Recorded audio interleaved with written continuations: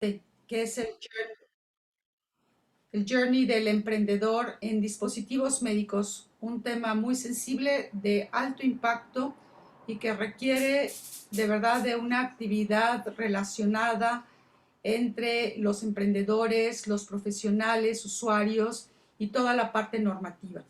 Quiero agradecer a nuestros panelistas el día de hoy que nos hacen favor de acompañarnos para integrarse en este ecosistema que, agradeciendo a nuestros amigos de Sudamérica con quienes tenemos un nexo muy fuerte y de gran colaboración, Argentina, Chile, Brasil, Colombia y Uruguay, integrándonos de una manera regional a fin de poder tener esas actividades que nos permitan entrelazarnos y aprender unos de otros.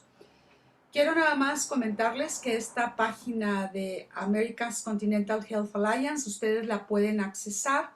Ahí tenemos información de las actividades que tenemos y una de ellas es el impulso a las startups y un programa de Go Global que estamos también desarrollando hoy con España, con Jalisco y próximamente con otros países.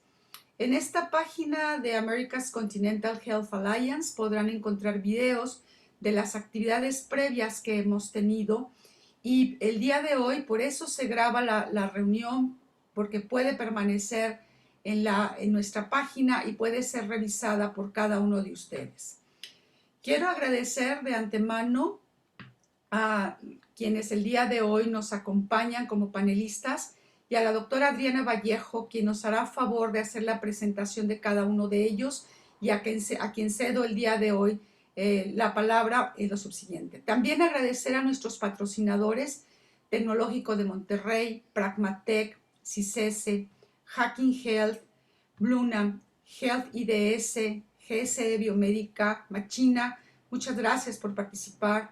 Startup Green, Avant Lab, Black Sheep, GIT, Incubando Salud, la Red Centroamericana Informática en Salud, Tools, Smart People, The Hype, Cluster Médico, obviamente los colaboradores y especialmente a Johnny Fisher que nos acompaña el día de hoy desde Argentina y nos permite hacer posible todo esto. Gracias por todo el apoyo, Johnny. Y pues Adri, dejo en tus manos esta presentación de nuestros panelistas, a quienes damos las gracias. Y por supuesto a todos ustedes que nos acompañan. Esperamos que sea de gran valor para sus actividades lo que el día de hoy estaremos compartiendo. Muchas gracias. Hola a todos, ¿cómo están? Bienvenidos a la sesión del día de hoy. Es un gusto tenerlos aquí y bueno, también un gusto presentar a buenos amigos que van a estar el día de hoy en el panel que vamos a presentar. Primero que nada, me gustaría empezar por la ingeniera Adriana Torres, quien ella es cofundadora y directora operativa en Bioana. Está también el doctor Ramsés Galás, quien es director de GC Biomedical. Está también el doctor Benjamín Morales, que es cofundador, CEO de Machina Innovation Lab y CTO de TOS IPT. Y quien va a estar liderando este panel el día de hoy es la ingeniera Vanessa Aguilar, quien es coordinadora de innovación y emprendimiento en TechSalud. Bienvenida, Vane. ¿Cómo estás? Muchísimas gracias, Adri. Muchas gracias por la introducción. Bienvenidos sean todos ustedes. Y pues muchísimas gracias por la invitación. Y encantada de moderar este panel con pues el formato un poquito, les comento a los que nos acompañan el día de hoy, pues nos gusta mucho compartir experiencia, ¿no? Es el objetivo de compartir la experiencia de ellos que pues ya han caminado este camino largo en dispositivos médicos, ¿no? Que hay muchas cuestiones que se tienen que ir viendo al mismo tiempo y que pues es una industria que tiene que tener alto cumplimiento en regulaciones, ¿no? Entonces, un poquito el formato va a ser, voy a dirigir ciertas preguntas a nuestros panelistas el día de hoy, pero por favor, tanto otro panelista también pues puede elaborar un poquito sobre esa respuesta, ¿no? También pues nos gusta que no sea tan rígido este formato, pero buscando detonar preguntas, voy a estar dirigiendo ciertas preguntas a cada uno de ustedes, invitando pues a que los demás panelistas también participen, ¿no? Entonces, voy a empezar con la primera. Bueno, el tema de hoy es el journey, el emprendimiento en dispositivos médicos, intercambio de experiencias. Entonces, me gustaría primero empezar con Benjamín. Te dirijo esta pregunta. Cuéntanos acerca de este journey que ha tenido su emprendimiento. Ustedes, yo tuve el gusto de conocerlos por ahí del 2019, con un dispositivo, TOSI, PT, enfocado pues al manejo del dolor muscular, ¿no? Y recuerdo en aquel tiempo que estaban ya con un MVP en proceso de una inclusive campaña para fundraising. Después vino la pandemia, obviamente todo lo que conlleva temas de componentes, que si llegaron, que si no, validación, registro sanitario. Entonces, platícame un poquito, Benjamín, su experiencia desde Machina y en particular también con TOSI. Estás en mute. Buenos días, gracias. Primero que nada, quiero decir que para mí es un honor que me pongan en este panel junto con Bioana y con GSE, porque para mí ellos mismos han sido un gran apoyo, ¿no? En este journey. Son dos grupos que tienen una gran trayectoria ya en este camino muy enfocado a dispositivos médicos, ¿no? Machina no es una empresa 100% enfocada en dispositivos médicos porque desarrollamos otro tipo de productos, ¿no? Y bueno, en el caso del proyecto TOSI, el journey fue más o menos el siguiente, ¿no? La primera idea de un dispositivo de terapia contra el dolor, se puso en el pipeline de Machina en 2017, a mediados de 2017 más o menos. Esto tuvo que pasar una serie de validaciones internas para decidir invertir 3 meses de trabajo de todo un equipo de alrededor de 5 personas enfocadas en ese proyecto. Eso implicaba, pues, cubrir algunos aspectos clave, ¿no? En ese journey, que son tener claro el estado del arte, ¿no? La parte de R&D, que nosotros le damos mucha importancia, un benchmarking, validar el mercado, tener claro que en términos de la propiedad intelectual, en esa etapa tenemos la libertad de operar para desarrollar un producto así. Y luego desarrollar el producto conceptual, o sea, hacer uso de toda esta investigación de estas etapas para crear un concepto, un primer concepto y un primer prototipo funcional. Posteriormente, para diciembre de 2017, TOSI tuvo el primer pitch con inversionistas y eso implicaba que ya habíamos limado muchos de los riesgos. En esa primera etapa para nosotros se mueren el 80% de los proyectos, ¿no? Porque te das cuenta que no hay un mercado adecuado, que no está resolviendo el problema, que el panorama de la propiedad intelectual es muy complejo, etcétera. Hay un montón de riesgos que tienes que estar cuidando, ¿no? Antes de pensar que es un proyecto investible de alguna forma. Entonces, para diciembre ya teníamos un proyecto tecnológico para el cual buscar inversión, ¿no? Posteriormente, ya en todo 2018 fue buscar apoyo. En nuestro pipeline había otros proyectos que estábamos trabajando. Y algo muy importante ocurrió en 2018, en noviembre, nos dieron el Fondo de Innovación Tecnológica en el último programa que hubo con CONACYT, ¿no? Y eso detonó que también en diciembre recibimos inversión importante de inversionistas ángeles. Y entonces el desarrollo ya formal del producto se inició en enero de 2019 y culminó en julio de 2020. Eso ya arrastrando una serie de atrasos debidos a la pandemia, ¿no? Desde diciembre de 2019 empezamos a tener atrasos porque pues muchos de los proveedores de componentes están en China, ¿no? Muchos de los elementos que hacíamos están en China y eso venían otros, ya habíamos previsto el Año Nuevo chino y varias cosas que nos iban a retrasar, pero no la pandemia, la verdad, y eso sí nos pegó muy fuerte, ¿no? Pero al final, bueno, tuvimos un buen resultado de ya un producto pues muy, muy interesante, ¿no? Para julio de 2020. Y ya en 2020, 2021 hemos estado trabajando ya en la etapa final en hacer el sistema de gestión de calidad, la parte que nos corresponde como desarrolladores de especificaciones, desarrollando proveedores, buscando un contract manufacturer. Hemos estado ya pues en pláticas, ¿no? Con algunos, preparando la estrategia regulatoria, que ahorita ya la tenemos muy, muy clara, haciendo algunas alianzas importantes para la búsqueda de inversión y para fortalecer nuestro consejo de administración. Y eso ha sido más bien en un resumen rápido de cómo vamos, ¿no? Buenísimo, Benjamín. Muchas gracias. Adriana, platícanos un poquito acerca de Bioana. Bioana ha tenido pues un crecimiento interesante, sobre todo en este último año, en donde pues inclusive otros stakeholders entran. Entonces, platícanos cómo empezó y cuál ha sido su journey, dónde están ahorita. Claro, pues primero gracias por la invitación, por estar aquí, por la pregunta, Dani, y todos los que están en el panel. Pues Bioana empezó en 2013, ahora sí que para los que no nos conocen, como un sueño, saliendo desde la universidad, ¿no? La fundamos esta empresa, 3 amigas que estudiamos ingeniería biomédica en el TEC de Monterrey.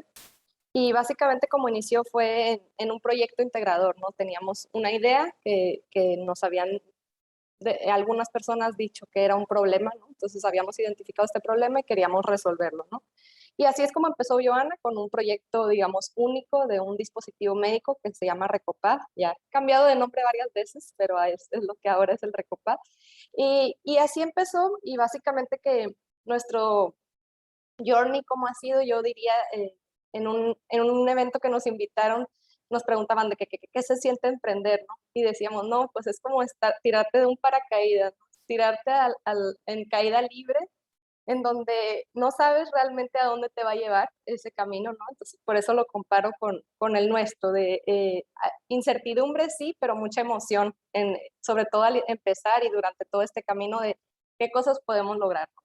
Entonces inició con ese proyecto, luego empezó a migrar un poco Bioana a un tema de dar servicios, ¿no? De ayudar a otros emprendedores, a otros proyectos que llegaban como que a preguntarnos para hacer otros proyectos de dispositivos médicos, ¿no? Entonces empezamos a ofrecer nuestros servicios a otros clientes, a universidades, otros emprendedores, a ofrecer pues precisamente con lo que nosotros habíamos batallado, ¿no? Servicios de ingeniería, personas que entendieran la regulación en dispositivos médicos, que pudieran saber como que los retos y sobre todo pues ver el tema de que un emprendimiento en dispositivos médicos, como decía Vane, pues es algo que toma su tiempo, ¿no? Hay muchos factores que estar viendo, como Benjamín mencionaba. Entonces, pues todo ese camino fuimos siguiendo desarrollando el Recopad, que fue nuestro, digamos, el primer proyecto, el primer producto. A lo largo de estos años ganamos varios fondos de CONACYT para seguir desarrollando esa tecnología y otras tecnologías.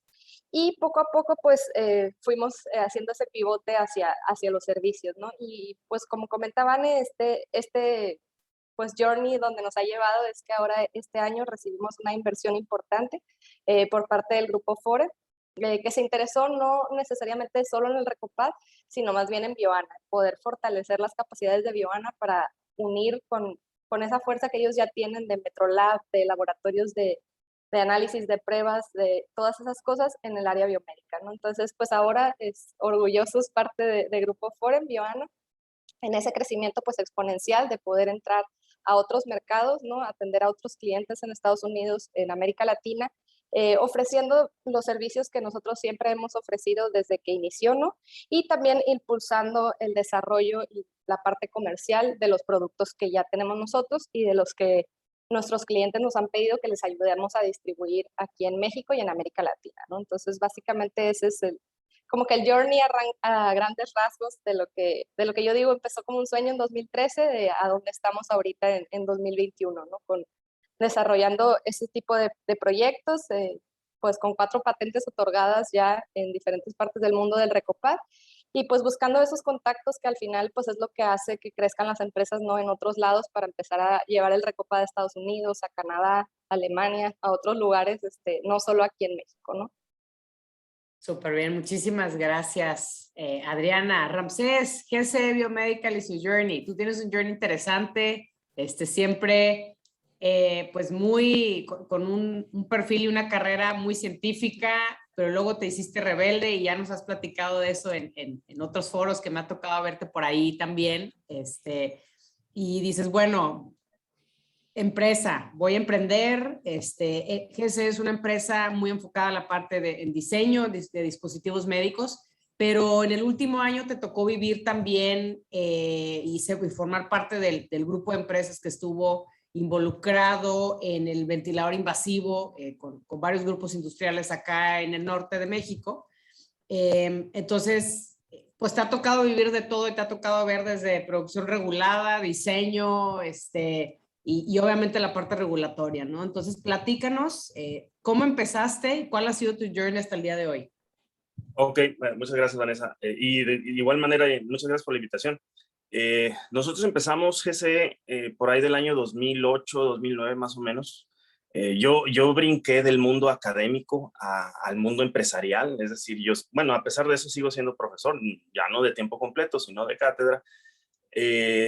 Y más o menos en años 2008, 2009, pues decido empezar a hacer una empresa de dispositivos médicos, porque en México y en Latinoamérica hay una enorme necesidad de ello, dado que importamos el 90% de la tecnología médica. Entonces, es decir, en México y los países latinoamericanos no desarrollamos tecnología propia, y nos gastamos muchísimo dinero en ese sector, en el sector salud. Entonces, hay quienes confunden la palabra que sí desarrollamos tecnología médica con el hecho de que maquilamos muchos productos médicos. Eso, pues sí, está bien, pero de alguna manera no nos da el valor, digamos, el valor agregado de haber desarrollado tecnología propia con patente propia. Entonces, yo estaba muy peleado con esa idea de nada más maquilar, sino también quería desarrollar. Entonces, y dado que mi formación, yo soy ingeniero mecánico, egresado del TEC de Monterrey, mi formación fue ingeniería biomédica en Montreal, en Canadá, pues tengo mucha relación con Canadá, con Estados Unidos, y comienzo a desarrollar proyectos con ellos. ¿Sí? Me traigo algunos cuantos proyectos, más o menos en los años 2008, 2009, y bueno, hemos desarrollado de todo, ¿no? Dispositivos clase 1, clase 2, clase 3, por poner algunos ejemplos. Hemos desarrollado dispositivos de sujeción de tubos endotraqueales para niños que están en terapia intensiva, oclusores de conducto arterioso para, pues, bueno, válgame, para la persistencia del conducto arterioso, stent injertos para aneurisma abdominal aórtico. Ahorita formamos una nueva empresa que se llama NanoStent en Canadá, en Quebec City, en donde tenemos los stents de última generación bioabsorbibles metálicos. Entonces, ese es una startup que empezamos hace unos 3 años aproximadamente, y ahorita estamos en pruebas preclínicas. Tenemos otro proyecto que desarrollamos desde el año 2012, 2013, comenzamos un proyecto que se llama SIGTEC. Eso es en asociación con una empresa en Estados Unidos, en donde desarrollamos una tecnología para reparación de tendones y ligamentos. Son dispositivos clase 2 de alto riesgo ante la FDA.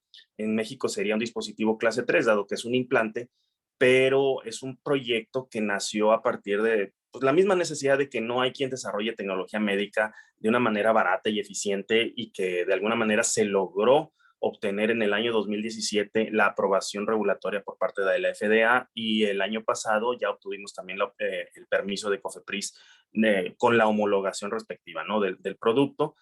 Nosotros también, al igual que Bioana, al igual que Benjamín, en Machina, hemos participado activamente en CONACYT, en fondos de CONACYT, y gracias a ello pues hemos recibido muchos fondos. También estuvimos muy involucrados en el desarrollo del primer stent coronario desnudo, y después uno medicado en conjunto con el Instituto Nacional de Cardiología. Entonces somos la empresa que pues terminó desarrollando eso, y llegamos incluso a estudios de First in Man.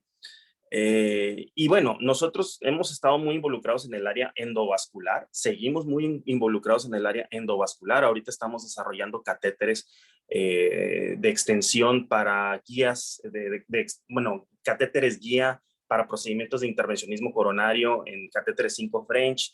Estamos desarrollando brazaletes de hemostasis para intervencionismo cardiovascular. Brazaletes, me refiero de hemostasis para procedimientos radiales. Hoy en día los procedimientos de cardiología intervencionista están migrando mucho al área radial y al área periférica. Entonces estamos desarrollando ese tipo de tecnologías. Traemos otros proyectos de análisis de agregación plaquetar con la Universidad de Arizona, proyectos de cepillos bueno, cepillos para detección de cáncer de ovario y cáncer de endometrio, con la Universidad McGill en Montreal. Ese proyecto es muy interesante porque recibió pues, $5 millones en fondeo por parte de Genome Canada. Entonces nosotros estamos desarrollando ese dispositivo porque va a detectar el cáncer de ovario y cáncer de endometrio con un 99% de sensibilidad por la vía genómica.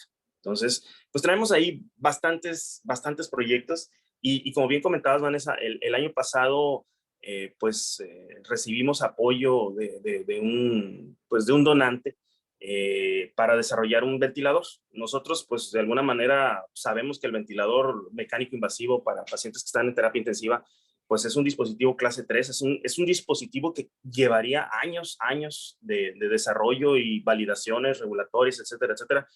Pero como he comentado en algunas otras pláticas, este ventilador se unieron todos los elementos necesarios para poder lograrlo en tiempo récord. Es decir, el desarrollo, gracias al trabajo de nuestros ingenieros, pues se desarrolló en tan solo 4 meses desde que iniciamos hasta que terminamos con la aprobación regulatoria del uso de emergencia de este ventilador por parte de COFEPRIS. En solo 4 meses, empezamos en marzo del 2020.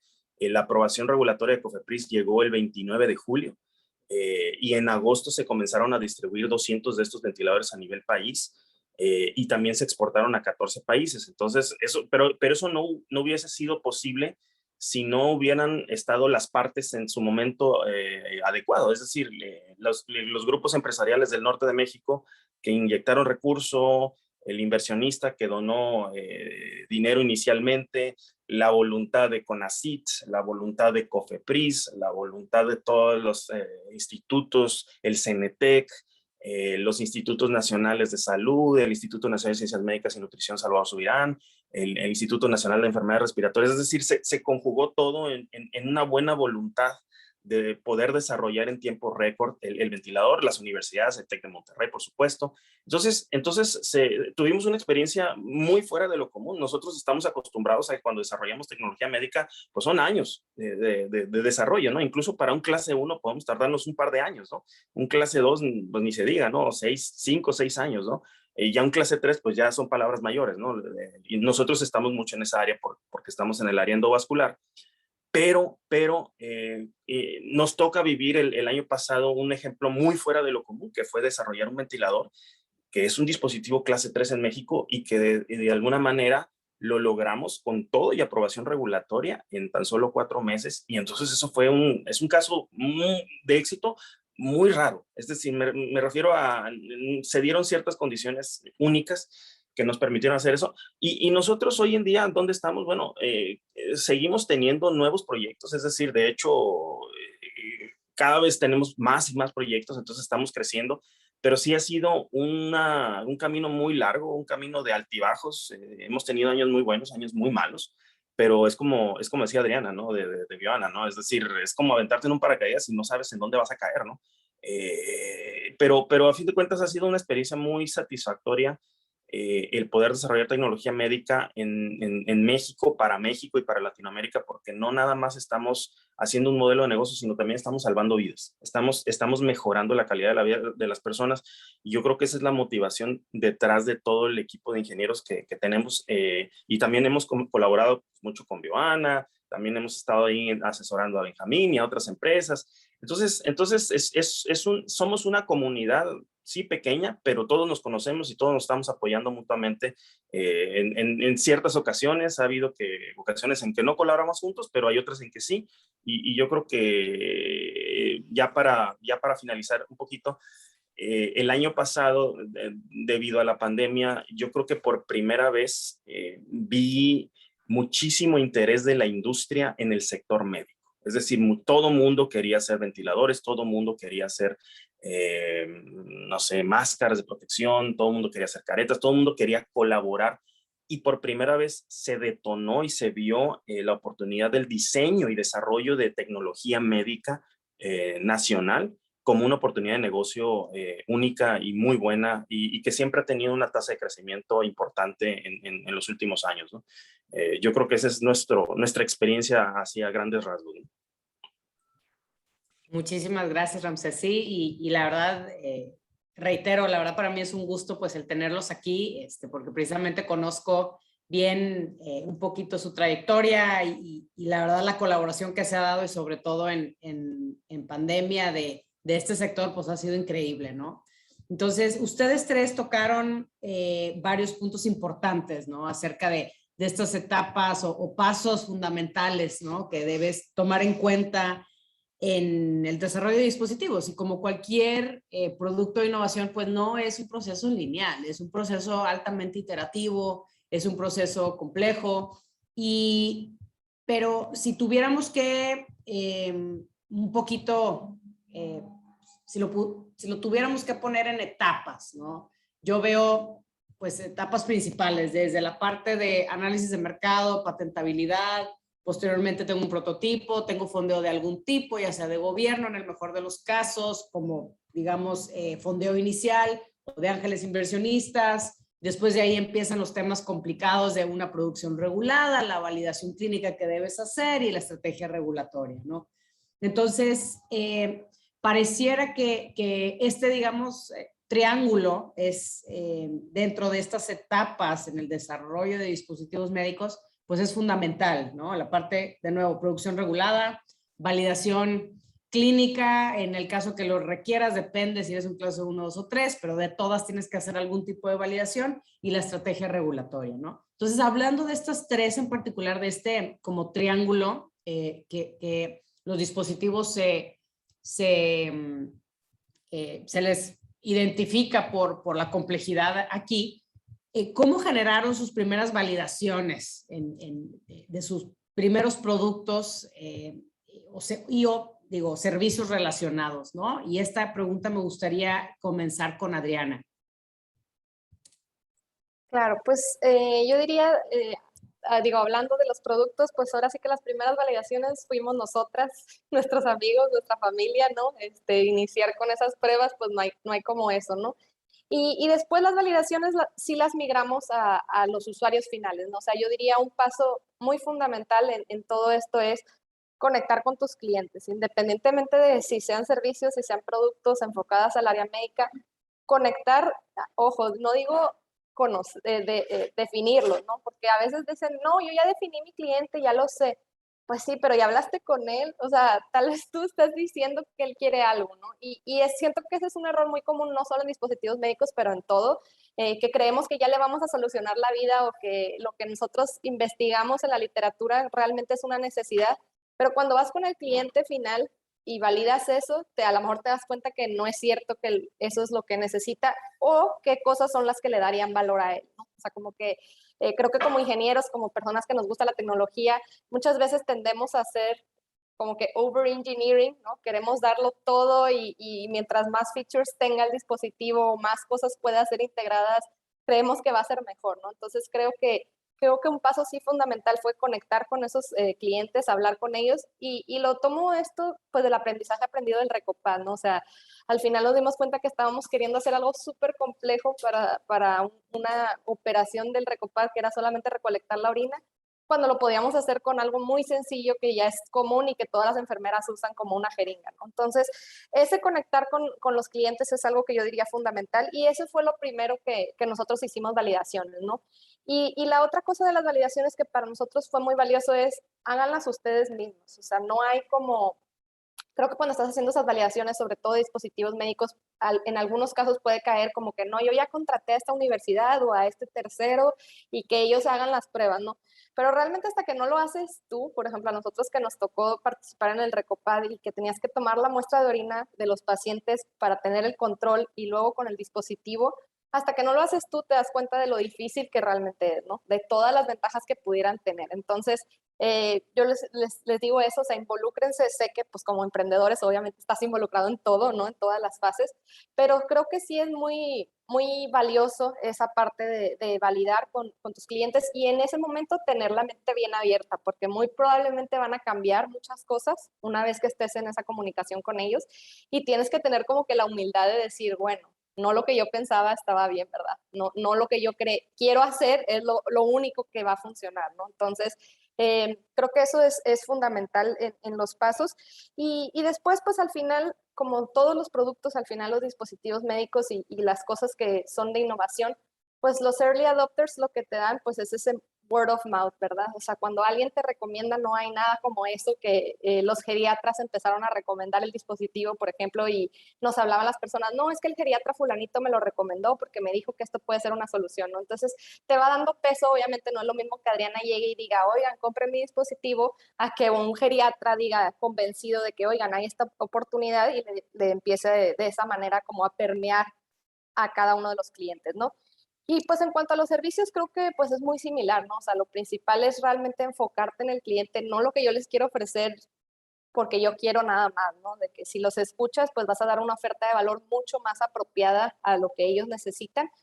Y sobre todo, pues entender eso de que a pesar de que se dice muy comúnmente de que el cliente nunca sabe lo que quiere, probablemente no, ¿no? Hay cosas que van a ir cambiando, pero también es parte de cómo descubres realmente y tienes esos insights de lo que necesitan, ¿no? Por eso digo conectar, o sea, es escuchar, es crear un conocimiento a partir de lo que escuchas de ellos para que realmente sea una propuesta de valor grande para ellos, ¿no? Y que sea más fácil entrar con tu dispositivo, con tu servicio o con lo que sea al mercado.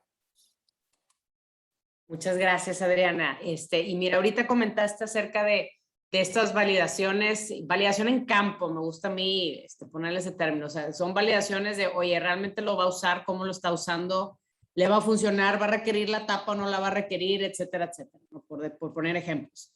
Y en dispositivos precisamente hay en esta etapa de validaciones, pues, una cosa es lo que te pida, digo, dependiendo del tipo de dispositivo, ¿verdad? Si ese pareciera un dispositivo más sencillo, hay dispositivos obviamente más complejos. Y una cosa, y eso me he dado cuenta también, y lo he vivido también de la mano con varios emprendedores, que pues una cosa es la validación en campo y que tú lo veas y que tú lo vivas y que veas si lo va a usar, no lo va a usar, si está muy pesado, si no, etcétera. Y otra cosa pues son lo que te va a pedir las instancias regulatorias para validación clínica, en su caso, dependiendo del tipo de dispositivo. Entonces, yéndome a ese punto, me gustaría dirigir esta pregunta ahora a Benjamín, por el tipo de dispositivo, hablando de TOSI, pues una cosa son validaciones que vieron con usuarios, con clientes potenciales, y otra cosa es pues cumplir con todo este dossier que te va a pedir COFEPRIS y que va a tener que tener algún tipo de validación clínica, de nuevo, dependiendo del device. Entonces, platícanos, Benjamín, ¿cómo generaste las primeras validaciones de tu producto? Hola, pues como bien dices, TOSI es un producto desde que se creó el concepto muy enfocado al usuario final, ¿no? O sea, quien lo va a comprar y quien lo va a usar va a ser en muchas ocasiones la misma persona. Y por eso era muy importante contar con esas validaciones, ¿no?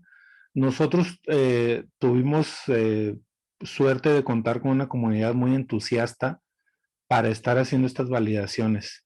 Esta comunidad era principalmente nosotros estábamos en un espacio de coworking con muchas startups de diferentes áreas. Y para nosotros siempre que teníamos que tomar ciertas decisiones del producto, decisiones de diseño, lo que hacíamos es tener claras las alternativas, crear un cuestionario y usar la comunidad que teníamos, ¿no? Y esa comunidad era amplia porque no solo éramos el espacio donde estábamos nosotros, sino que varios de nuestros socios están en corporativos o en varios lugares donde había gente que iba a ser usuario natural de este producto que estamos haciendo, ¿no? Y era fácil obtener una validación sobre una hipótesis que teníamos muy rápido, ¿no? O sea, en cuestión de días. Y siempre fue muy importante cuando estábamos diseñando el producto o evaluando alguna característica, etcétera, ir y tocar con las personas que eventualmente iban a ser los usuarios naturales de esto. Y eso tuvimos suerte, ¿no? Fue algo muy dinámico y que lo hicimos muchísimo en la etapa de desarrollo. Nunca todo el producto ese que ahorita ven no fue idea de una mente brillante, de un diseñador o de un ingeniero o algo, no. Todo fue muy metódicamente llevando a cabo esas validaciones, ¿no? Y por otra parte, sí, en cuanto hubo dispositivos funcionales, más bien dispositivos ya precomerciales, rápido se nos fueron, ¿no? O sea, tenemos una comunidad muy apegada al producto, tanto de usuarios principalmente deportistas, personas con dolor crónico y especialistas, ¿no?, en terapia. Muchas gracias, Benjamín. Y Ramsés, platícanos tu experiencia, cómo generaste estas primeras validaciones de un producto. Hablemos de quizás uno de los más complejos que tengas porque, o clase 2 o clase 3, lo que te ha tocado vivir, porque de nuevo, una cosa es lo que pide el cardiólogo, lo que va a utilizar, cómo lo va a querer, lo que requiere el paciente y el camino a la validación clínica, ¿no? Que muchas veces está o van de la mano y otras veces no van tanto de la mano. Ok. Voy a comenzar con, bueno, voy a mencionar 4 ejemplos, así brevemente. Nosotros tenemos hecho validaciones de productos más que nada del área de implantes, es decir, dispositivos clase 3. Entonces voy a hablar de nuestras primeras validaciones con los implantes endovasculares. Ahí, por ejemplo, una de las cosas más importantes para cualquier validación regulatoria ante una instancia regulatoria es que no lo hagas tú, lo haga un comité bien establecido en donde un hospital, alguna institución de salud haga un protocolo bien metódico de un protocolo clínico, ya sea en modelo humano o modelo animal, del dispositivo, porque los resultados tienen que ser sumamente objetivos, ¿sí? Entonces, ahí, en todos los casos que voy a mencionar, yo no he hecho las validaciones, es decir, se ha establecido un protocolo de estudio en donde se va a determinar si el dispositivo tiene los 2 requisitos que te va a pedir cualquier instancia regulatoria, que son seguridad y eficacia. Mencionando el caso del stent coronario con el Instituto Nacional de Cardiología, y como decía, llegamos a estudios de first in man, se llegó a utilizar en humanos, ¿sí? Es decir, pero previo a ello se estableció un protocolo clínico en modelo animal en cerdo y se implantaron los stents en coronaria de cerdo.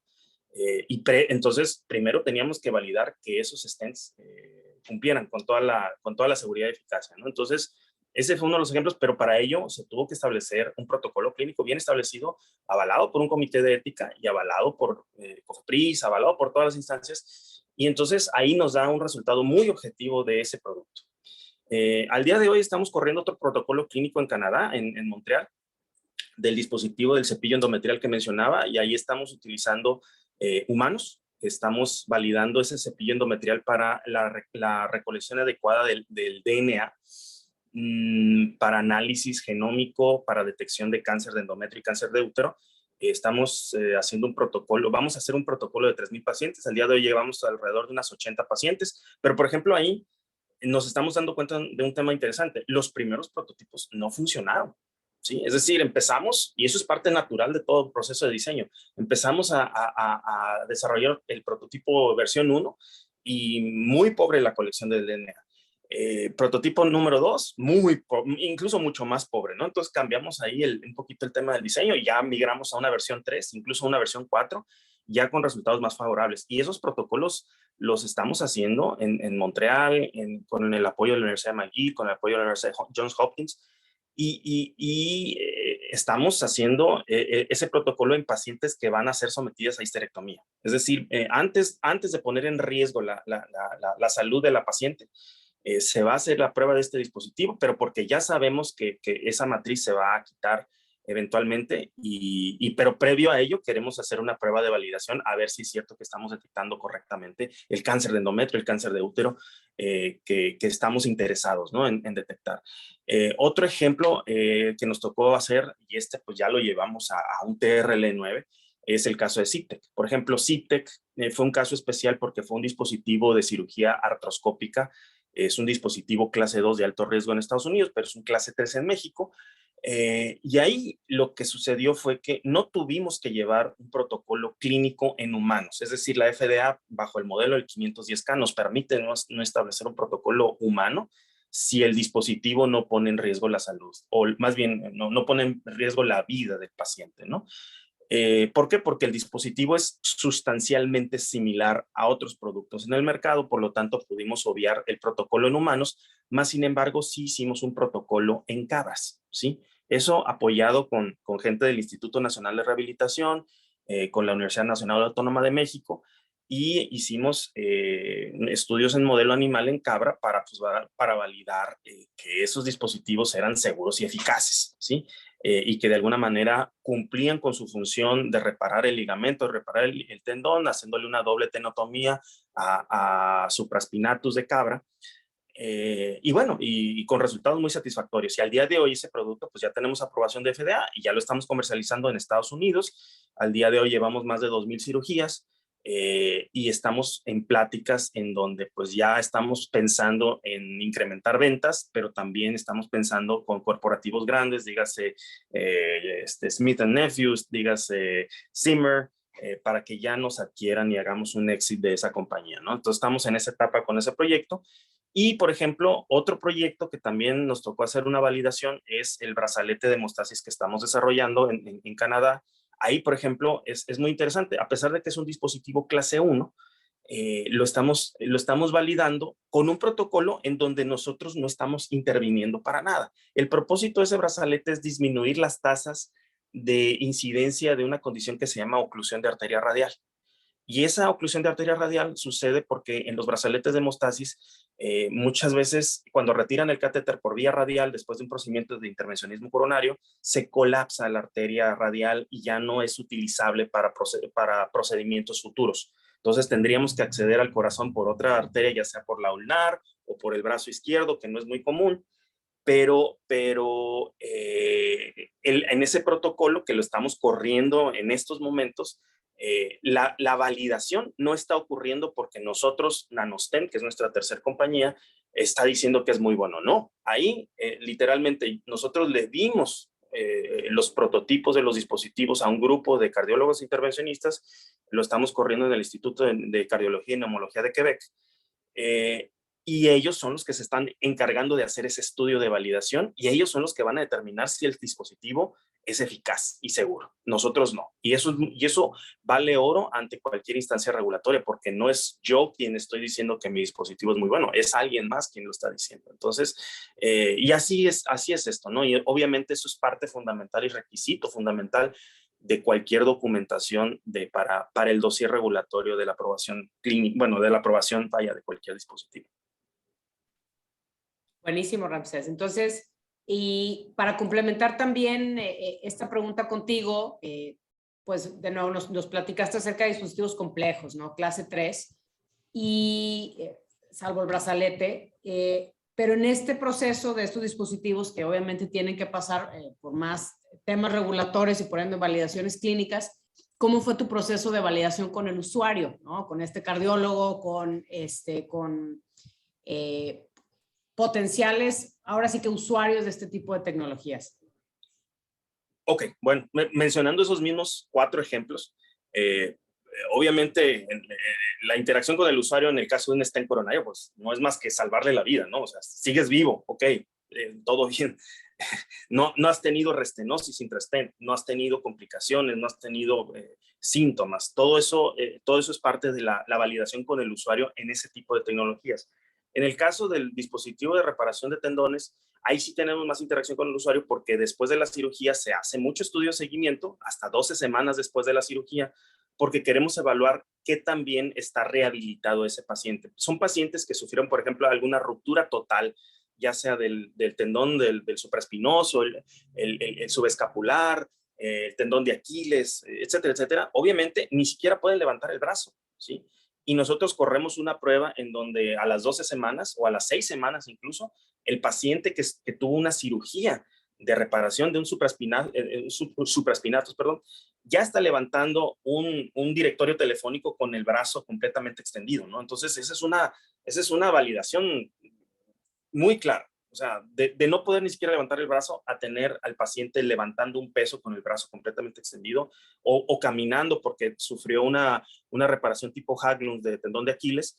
Eso es oro molido para validar que está funcionando con el usuario. En el caso del brazalete, por ejemplo, ahí la validación es qué tan cómodo. El paciente va a tener ese brazalete aproximadamente de unas 2 hasta 4 horas para promover la hemostasis radial. Y en muchos de los casos nos comentan que los otros brazaletes que existen en el mercado son muy incómodos. Sí, claro, el paciente no tiene manera de saber eso, compararlo con otros, porque no son procedimientos que todos los días te van a hacer, ¿no? O sea, no te van a poner un stent todos los días, pero sí medimos el nivel de confort con el paciente, medimos qué tan rápido podemos hacer el discharge de ese paciente, y hemos reducido la tasa de, digamos, el tiempo de estancia posterior de recuperación después de un procedimiento de intervencionismo cardiovascular, lo reducimos de 2 horas incluso hasta media hora. Y eso también para cualquier hospital. Por ejemplo, en el caso del hospital del Instituto de Cardiología y Neumología de Quebec, pues se maneja un volumen de 10,000 procedimientos de intervencionismo coronario al año, 10,000 pacientes. Entonces, el simple hecho de que le ahorres 1 hora, hora y media de tiempo a cada paciente que está en sala de recuperación, pues es muy valioso, ¿no? Pero aquí, pues las validaciones son un poquito distintas, es decir, los objetivos de qué estamos validando con el paciente son un poco distintas en cada ocasión. En el caso del cepillo endometrial que tenemos ahorita corriendo también en Canadá, pues la validación, pues la paciente pues no tiene manera de saber más que si hubo un resultado de un diagnóstico favorable o no. Claro, ya sabemos que esa paciente ya tiene el tumor porque ya estaba programada para histerectomía, pero de alguna manera sí se mide, por ejemplo, el nivel de confort. Es decir, la paciente todavía puede sentir si es incómodo o no es incómodo porque el cepillo entra hasta el útero. Entonces, sí evaluamos cierta interacción con el paciente, pero en el caso de los dispositivos clase 3, pues son implantes, entonces pues el paciente normalmente está anestesiado o no tiene manera, no tiene una referencia como para decir, es muy bueno o no es muy bueno, ¿no? O sea, es más bien el que tiene que validar esa tecnología es el médico, ¿no? Porque tiene que darle seguimiento a largo plazo. Correcto. Buenísimo, muchísimas gracias. Y ya tratando de aprovechar estos últimos 10, 15 minutos que nos quedan, pues un poco en estas etapas, ¿no? que hablábamos, ¿no? Análisis de mercado, prototipo, hablamos ahorita de este triángulo de la parte de producción regulada, validación clínica y con usuarios, y cómo tiene que ir de la mano con una estrategia regulatoria. ¿Cuáles son estas, si ustedes pudieran dar una recomendación, pues a quienes nos acompañan y nos están viendo el día de hoy, cuáles son estos pasos o etapas fundamentales que un emprendedor en dispositivos médicos siempre debe realizar, tomando en cuenta, pues también un poco a manera de esta experiencia, ¿no? O sea, ¿qué cosas siempre debes hacer o de plano no hacer, ¿no? Entonces, me gustaría empezar aquí con Benjamín. Bueno, mis recomendaciones son muy para emprendedores, para startups que están empezando en esto, ¿no? De dispositivos médicos. Primera recomendación es que tienen que validar todas sus hipótesis, ¿sí? Hipótesis de negocio, hipótesis de tecnología, todo hay que validarlo. Cada hipótesis se valida de diferente forma, pero nada, no puedes estar suponiendo nada, ni asumir nada. Siempre hay que estar validando, ¿no? Otra recomendación es que hay que construir un modelo de negocio y alinearse a ese modelo de negocio, porque cuando estás desarrollando, los recursos siempre son limitados. Y si tú no tienes un modelo de negocio, tu desarrollo de producto va a ser un barril sin fondo donde se te pueden ir rápidamente los recursos. ¿Sí? Otra recomendación es que hay que tener una estrategia regulatoria de manera temprana acorde a tu modelo de negocio. ¿Sí? No es lo mismo si tu principal mercado está en Estados Unidos, pues hay que pensar en esa estrategia regulatoria para allá. Si tu principal mercado está en México, es una estrategia regulatoria diferente. Y no, si te abres completamente a tengo que buscar un asesor que me ayude con la estrategia regulatoria y hacer un plan muy general, no, tienes que alinearlo a tu modelo de negocio. Otro punto importante que me gustaría mencionar es que hay que darle mayor importancia, y eso mucho para nosotros, que es la primera vez que llegamos hasta este punto en un dispositivo médico, hay que darle mayor importancia al sistema de gestión de calidad, ¿no? A trabajar con ISO 13485, Y algo también que para mí ahorita es claro y fundamental es que desde el principio hay que prepararnos para buscar inversión en el ecosistema de Estados Unidos, porque tarde o temprano lo vamos a necesitar, porque no estamos en un ecosistema tan activo que esté invirtiendo en este tipo de dispositivos. Gracias, Benjamín. Adriana. Pues bueno, yo creo que como complementando a lo que Benjamín decía, pues para los emprendedores, los que ya van empezando, yo diría, sobre todo en dispositivos médicos, recuerden que el emprendimiento, pues es una carrera larga, o sea, no, habrá que están de moda con las Olimpiadas, no quieras compararte con los que corren 100 metros y desarrollan otro tipo de tecnología y desarrollaron una app y un software, o sea, creo que conforme van pasando los años puedes caer más en eso de, sabes que en dispositivos médicos y en todos los emprendimientos, pues la perseverancia es lo más importante, o sea, y recordar por qué iniciaste, yo diría, esa compañía o por qué iniciaste desarrollando ese producto, o sea, si te aferras realmente a por qué lo estás haciendo, pues va a ser mucho más fácil continuar, como dice Ramsés, bajo todas las etapas que va a haber, ¿no? Va a haber años buenos, años no tan buenos, vas a encontrar trabas en todos los ámbitos al final, pero si te mantienes anclado a esa perseverancia y a eso de que por qué lo estoy haciendo, pues realmente va a ser, no voy a decir sencillo, pero vas a poder superar todos esos temas, ¿no? Y yo quiero complementar también a lo que decía Benjamín en cuanto al sistema de calidad, o sea, creo que en dispositivos médicos dices, no, ya tengo la aprobación, es que ya hice mi 510K y entonces ya. Bueno, pero si no lo soportas con un sistema de calidad, no sirve de nada, ¿no? O sea, hemos tenido clientes que les ayudamos a hacer su aplicación de FDA y años después regresan de que, oye, es que me auditaron y no tenemos nada. No, pues es que había que tenerlo desde un principio, ¿no? Entonces, sí creo que eso es clave, o sea, esa gestión de calidad y sobre todo, yo diría, tener procesos establecidos. Sé que cuando estás empezando y la verdad es que yo, pues nosotros a lo mejor somos un mal ejemplo, ¿verdad? De que ahora ya lo estamos haciendo, pero si yo pudiera darles un consejo es implementenlo desde el inicio, ¿no? O sea, esos design controls, yo diría, como está mucho más establecido en la regulación de la FDA, pues básense en eso para establecer su sistema de calidad 13485, todas las ISOs que tienen que ver internacionalmente, ¿verdad? Si se fijan a lo mejor solo en la regulación mexicana o solo de su país latinoamericano, que como aquí en México puede ser que sea muy nueva esa regulación y el cuerpo regulatorio realmente no entienda qué es lo que está regulando, ¿no? Simplemente quiere hacer como una copia acá rara y decir sí,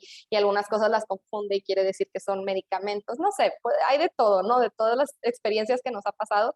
Entonces sí diría eso es muy importante, o sea, soporten esa innovación desde un inicio, pensando desde el día 1 en la regulación y en cómo van a soportar los procesos de calidad de su dispositivo, ¿no? Desde el diseño para crear un dossier técnico del Design History File hasta la parte después ya de validar los productos, como ahorita decíamos, lo importante de las validaciones, no solo clínicas, pero también las validaciones de ingeniería que se hacen antes de poder llegar ahí, ¿no? Que todo eso compilado, pues realmente el entender eso pues va a acelerar el tiempo que llevas al mercado, ¿no? Y finalmente, como en todos los emprendimientos, yo les diría, pues hay que buscar al equipo correcto, no necesariamente solamente tus socios, pero hay muchas alianzas, como dice Ramsés, nosotros hemos trabajado juntos en muchos proyectos en el ecosistema, realmente pues todos estamos en esto porque realmente al final la última deberá ser pues nos apasiona la salud, ¿no? De las personas y queremos contribuir a eso. Entonces, pues busquen también esas alianzas a esas otras personas que ya recorrieron algún camino o que lo están recorriendo junto con ustedes, ¿no? Porque también va a ser muy valioso en el tema de, mientras más hacemos juntos, más rápido avanzamos, ¿verdad? Si todo lo quieres hacer tú o de que yo no quiero compartir mi idea porque me la van a robar, no sé, como estos pensamientos así, pues yo diría más antiguos que de repente tienes o que como emprendedor tienes miedo de que alguien te vaya a ganar o no sé, hay muchas cosas que pasan por tu cabeza cuando estás emprendiendo, pero realmente si buscas ese equipo correcto, esas alianzas con otras empresas, es mucho más fácil el camino, ¿no? Entonces ese sería como mi consejo. Muchísimas gracias, Adriana. Y Ramsés, como último último punto, ¿cuáles son, ¿no? Estos pasos, etapas fundamentales o cosas que deben hacer o que de plano deben evitar? Bueno, no voy a repetir todo lo que dijo Benjamín y Adriana porque estoy completamente de acuerdo con ellos. 100% en lo que dijeron. Yo nada más voy a complementar un poco. Otro de los aspectos más importantes, y creo que no se ha tocado mucho el tema ahorita, es el tema de propiedad intelectual. Nosotros pues ya tenemos un acervo de 30 y tantas patentes ya otorgadas, pero el por qué tenemos tantas patentes, por qué es muy importante el tema de propiedad intelectual, es porque ningún inversionista les va a inyectar recursos si no tienen certeza jurídica que ofrecerle al inversionista. Entonces, podrán tener la mejor idea del mundo y si no lo han patentado, si no lo han protegido, de alguna manera u otra, ya sea un modelo industrial, un modelo de utilidad, una patente, no sé, un derecho de autor, lo que sea, pues no, difícilmente van a lograr esa inversión que requieren. Ese es uno de los tantos consejos, ¿no? Entonces, ¿por qué? Porque el inversionista quiere saber, quiere hacer su due diligence para saber si sí les va a invertir ese recurso o no les va a invertir ese recurso. Y si resulta que pues, no hay certeza jurídica o les pueden robar la idea, como decía Adriana, pues no, o sea, no va a funcionar. ¿Sí? Entonces, mis recomendaciones así generales, a grosso modo, sería tener en cuenta desde el día 1 la estrategia regulatoria, tener en cuenta desde el día 1 la estrategia de propiedad intelectual, estar modificando constantemente y actualizando constantemente el modelo de negocio. El modelo de negocio tiene muchas etapas. En etapas 1, en la etapa principal, preliminar, están evaluando si el proyecto es negocio.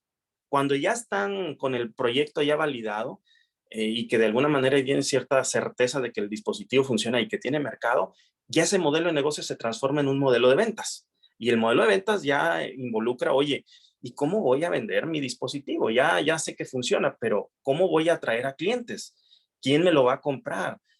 ¿Quién lo va a promocionar? ¿Quiénes van a ser digamos, mis predicadores de mi dispositivo? Entonces, en el área médica sucede mucho que tienes que tener los KOLs, que le llaman, los Key Opinion Leaders, y normalmente es un grupo de médicos expertos en el tema que son los que van a predicar que tu dispositivo es bueno y es seguro y que tiene mucha eficacia y entonces los demás médicos que respetan a esos líderes, pues los van a adoptar, ¿no? Entonces, y también el recurso que vas a tener que inyectarle a la empresa para poder entrenar a los médicos en tu nueva tecnología, también eso es parte importante.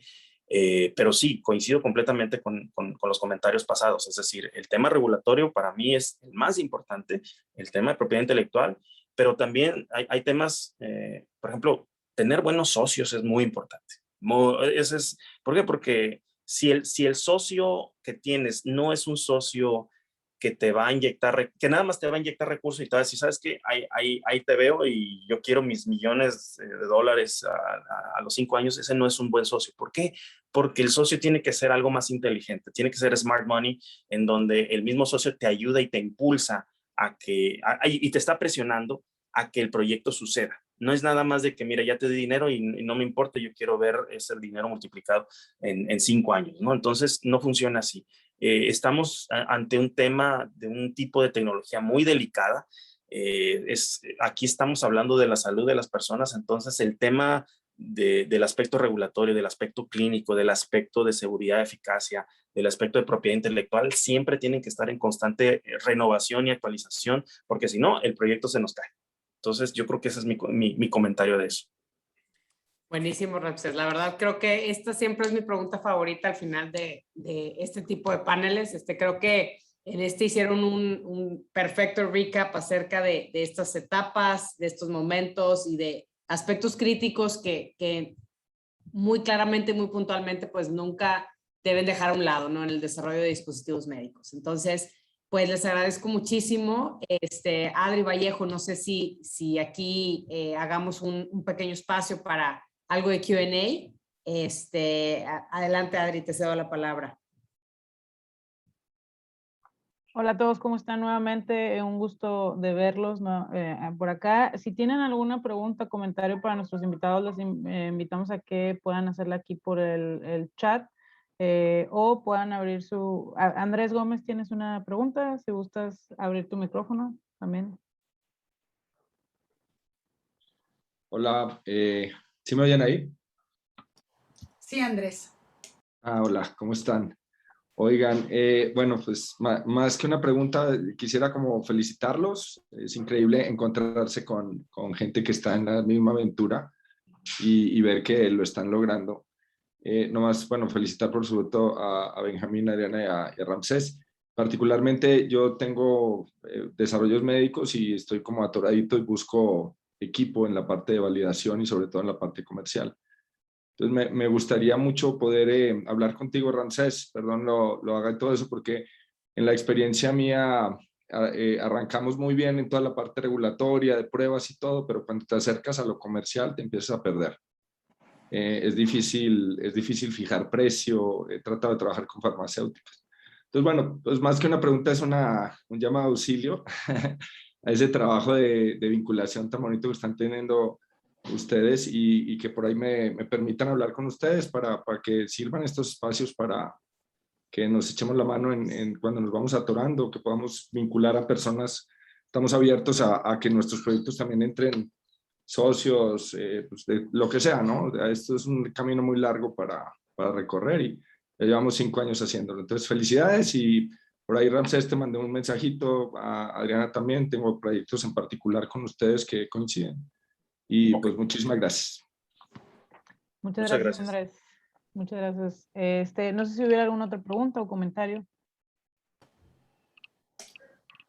Yo sí tengo una pregunta, independientemente de felicitar a Adriana, Benjamín y a Ramsés, que creo que nos han mostrado lo interesante, lo convencido que tiene que estar uno de sus proyectos, pero hasta dónde se puede llegar y lo necesario que es contar con talentos en Latinoamérica como ellos. Y muy agradecidos con compartirnos su experiencia, porque al final es un sector no tan grande, pero es un sector muy fuerte, que tiene un gran peso una vez que llega al mercado. Perdón, aquí veo a Mauro que está levantando la mano. Adelante, porque yo quería preguntar algo más a Vanessa y a Adriana, pero adelante, por favor, Mauro. Sí, muchas gracias. Bueno, algunos ya me conocen, nosotros somos BMC Manufacturing, es una empresa mexicana. Hacemos también desarrollo, pero también tenemos la parte de fabricación. Contamos con unos 1000 metros cuadrados de clean room y tenemos 15, 20 proyectos. La pregunta que les hago es ¿cómo están viviendo ustedes actualmente el tema de Cofepris? Porque, como bien sabemos, hay un momento del producto, del desarrollo, donde necesitamos recibir las Good Manufacturing Practices de los productos, las GMP famosas, y actualmente estamos viendo que Cofepris por lo menos nosotros, lo que estamos viviendo es que es una caja negra donde no se sabe nada de ellos, no se sabe, uno hace una solicitud de visita y pueden pasar meses y meses para responder. Inclusive tenemos productos, dossier metidos dentro de Cofepris de productos y llevamos más de 1 año y medio con toda la línea de producción lista, con la gente entrenada, pagando salarios, nóminas, etcétera, y realmente no tenemos respuestas. Entonces queremos saber si alguno de ustedes pasa por lo mismo y si tiene alguna sugerencia.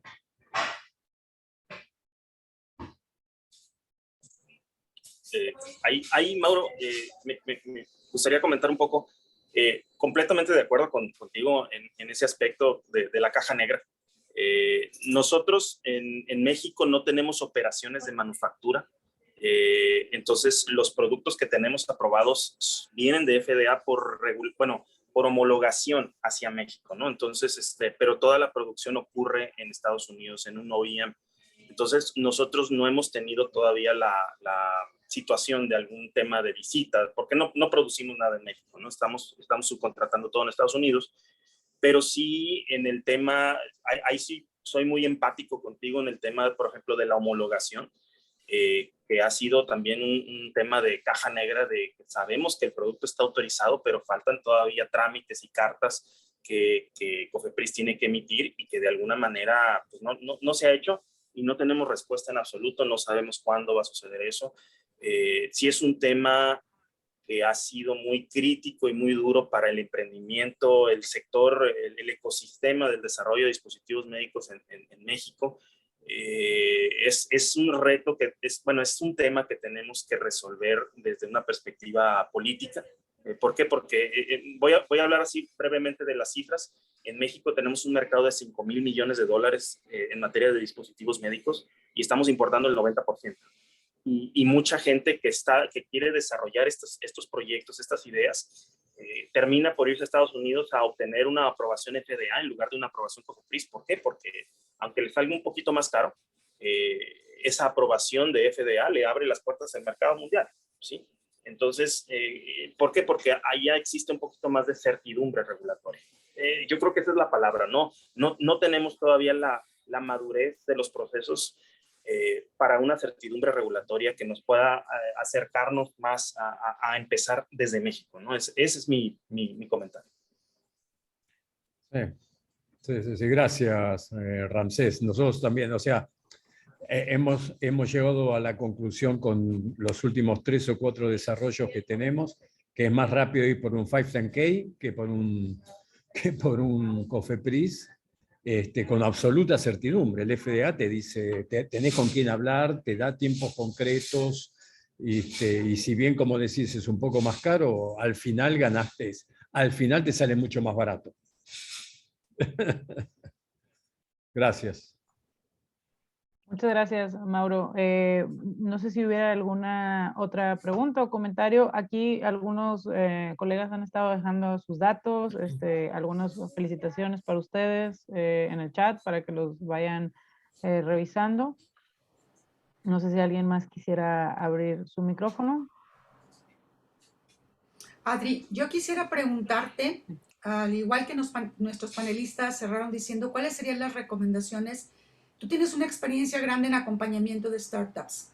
Me gustaría que, como con la función que tú tienes desde Healthy DS, nos pudieras dar también como un cierre de cuáles serían esos puntos a observar para quienes están decididos a continuar en este camino.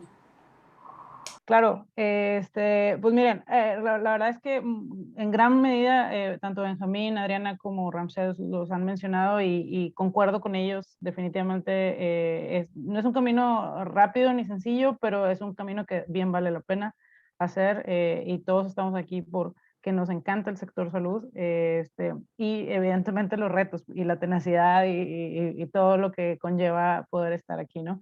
Definitivamente, y hablando nuevamente de equipos muy tempranos, sería armarte de un buen equipo que tenga las habilidades complementarias entre cada uno de los personajes o actores para poder llevar a cabo un proyecto de esta magnitud.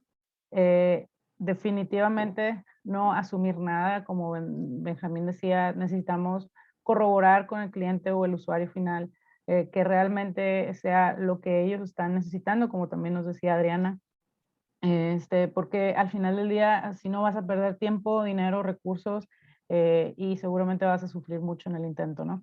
Entonces, mejor hacerlo bien, te va a tomar un poco de esfuerzo, sin embargo, creo que definitivamente vale la pena.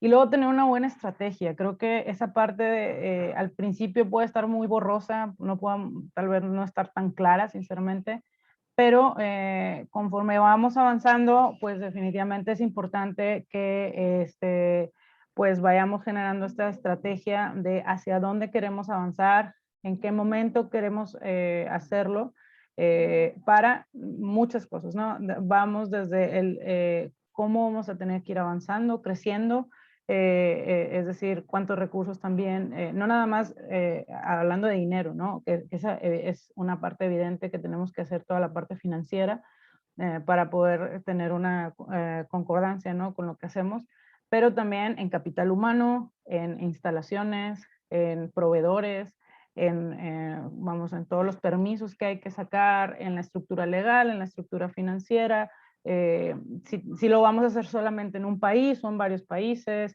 etcétera, etcétera, etcétera. Toda esta parte de estrategia, y no es algo que se firma en piedra, ¿no? Al final del día a veces queremos que, no, es que ya lo hice en enero del año y no lo voy a mover en todo el año. Pues probablemente va a cambiar, ¿no? La pandemia nos vino a enseñar este panorama de que seguramente va a cambiar las cosas. Obviamente hay que tratar de estar preparado para los diferentes escenarios. No siempre nos va a ir los peores, pero sí sería, creo que importante estar preparado para los escenarios que nos pudieran llegar a suceder y tener ese plan algo estructurado, si no bien estructurado. Cuando vamos empezando es difícil, pero de qué podría suceder si, por ejemplo, no conseguimos la inversión que estamos buscando de X cantidad a final de año, ¿no? ¿Qué vamos a hacer? ¿Cómo vamos a reestructurar? ¿Con qué vamos a contar y con qué no vamos a poder contar? Cosas de ese estilo. Al final del día, el camino del emprendedor definitivamente es mucho de adaptarse a lo que nos esté sucediendo y utilizar los recursos que tenemos al alcance, ¿no? Porque de otra forma, pues difícilmente vamos a lograr nuestros objetivos, que no es, como les repito, no es un camino corto, es un camino largo. Sin embargo, es un camino que bien vale la pena, ¿no? Y pues nuevamente agradecerles a Adriana, Ramsés y Benjamín, Ivane, por estar aquí el día de hoy. Sinceramente sus experiencias son muy valiosas y además de eso, pues son casos de éxito, de los pocos casos de éxito que hay en nuestro país. Sé que también hay otros, ¿verdad? En general, no son los únicos, pero que pues han salido a relucir, tienen ya productos en el mercado, patentes, un camino bien recorrido, experiencia, etcétera.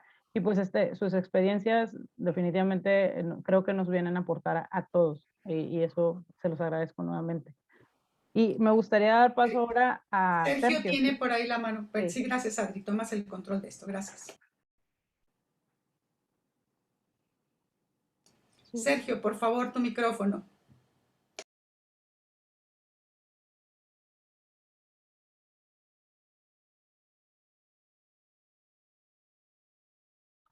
Creo que no. Hola, perdón, no había entendido.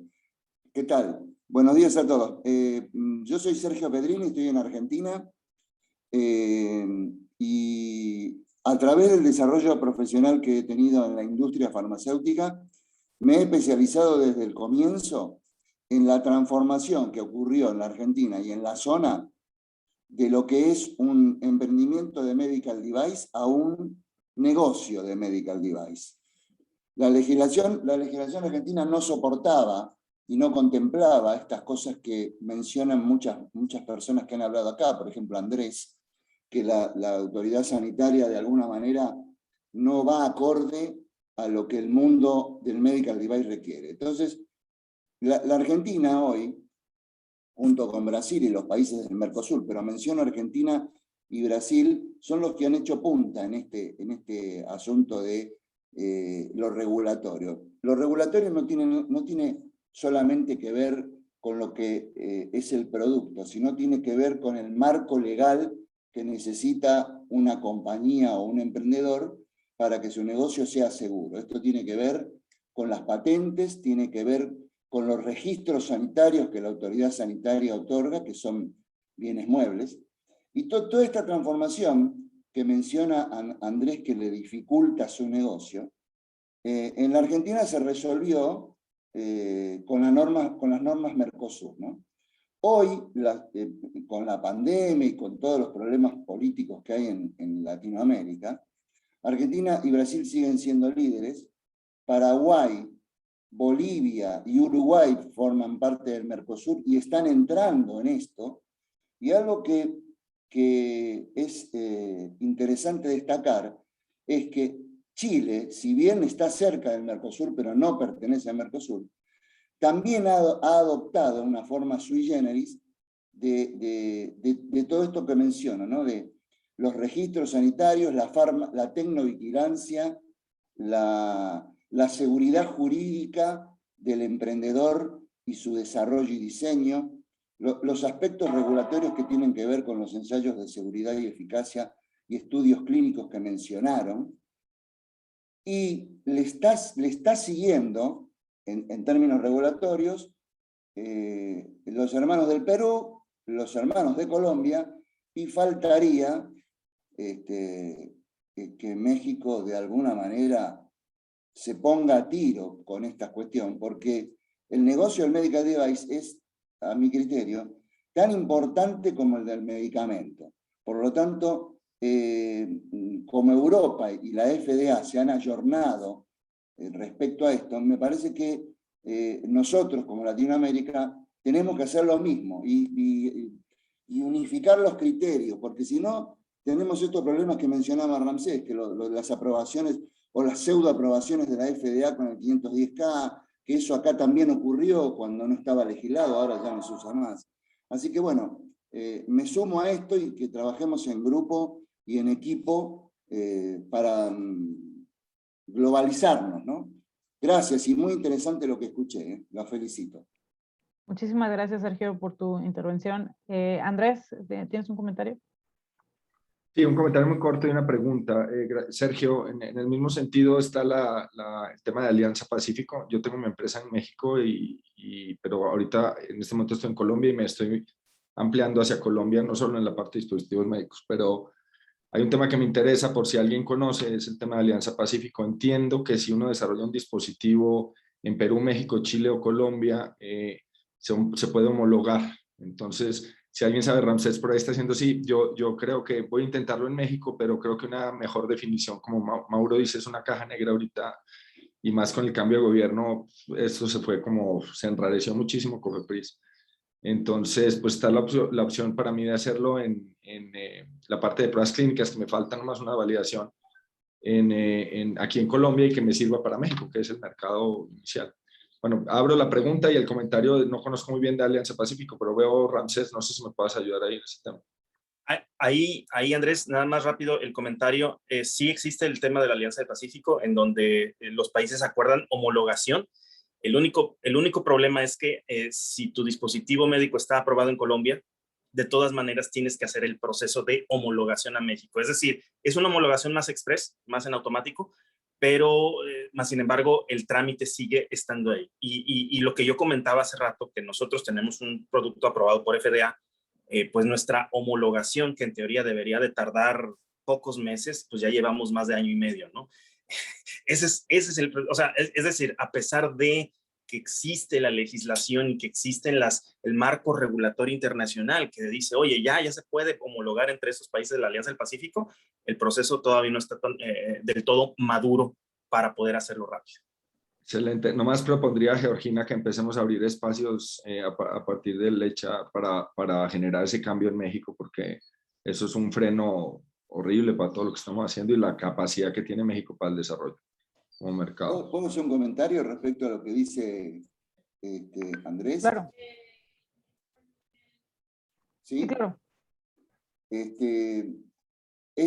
Si bien hay diferentes estilos de homologación en Latinoamérica, como mencionaba Andrés, ¿no? La línea de Colombia, Perú y Chile y la línea del Mercosur. Es difícil, y la de México, ¿no? México, Colombia, Perú y Chile y el Mercosur. Es difícil, aunque se diga que está homologado, es difícil obtener la aprobación de un producto aprobado en Mercosur, por ejemplo, en el COFEPRIS. Es difícil, porque la homologación no es aceptar la norma propia, la homologación es aceptar la norma internacional. Nosotros en Mercosur tenemos algunas veces ciertas imposibilidades. Si bien la norma es común y global, a veces las agencias de vigilancia sanitarias del Mercosur, por más de que esté aprobado en ANMAT, a veces no acepta, principalmente los ensayos de seguridad y eficacia, ¿no? Entonces, la Argentina de alguna manera resolvió esto, generando a través de un organismo estatal que se llama la OA, que es un organismo argentino de acreditación, homologar ensayos para que sean viables desde el punto de vista internacional. Entonces, hay que trabajar en eso, hay que trabajar en alinearnos al primer mundo, porque de lo contrario vamos a tener aspectos sanitarios locales.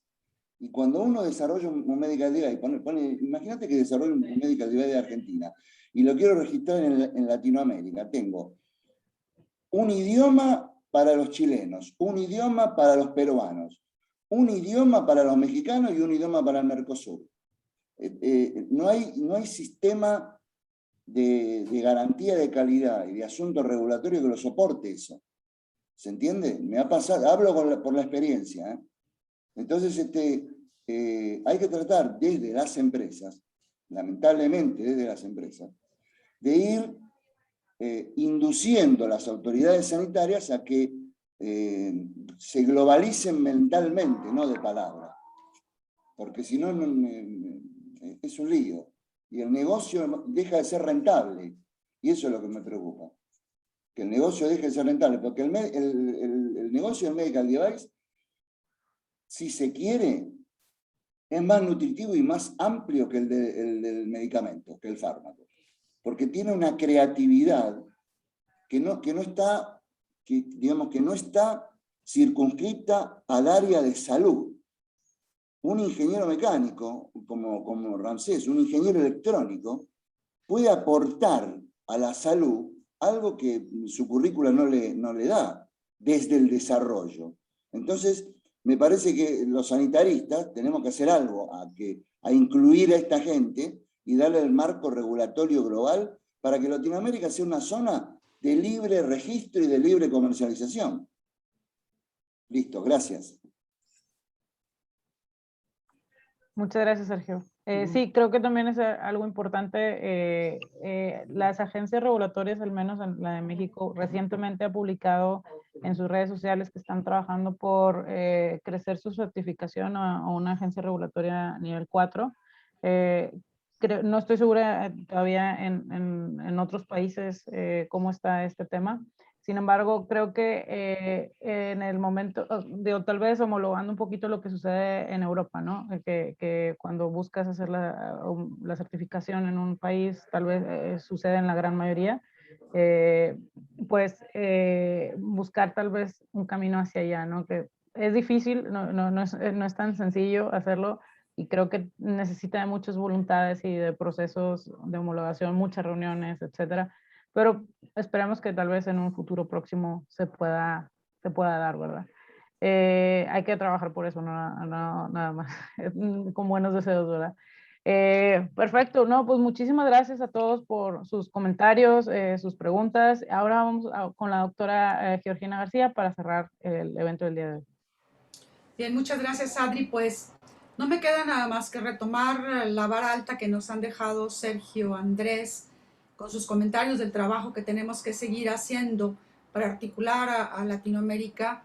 Y obviamente Ramsés, Adriana, Benjamín, pues nos estaremos respaldando en ustedes con la experiencia.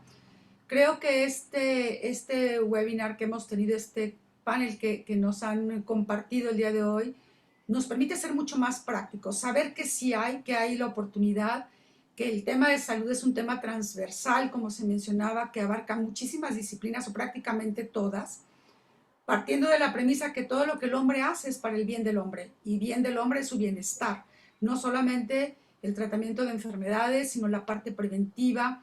Hay una oportunidad muy grande también en el sector de tercera edad, donde estamos apoyando muy poco con este tipo de dispositivos, y concuerdo, Sergio, que aquí tenemos que mostrarles a las otras áreas la oportunidad que hay en el sector salud.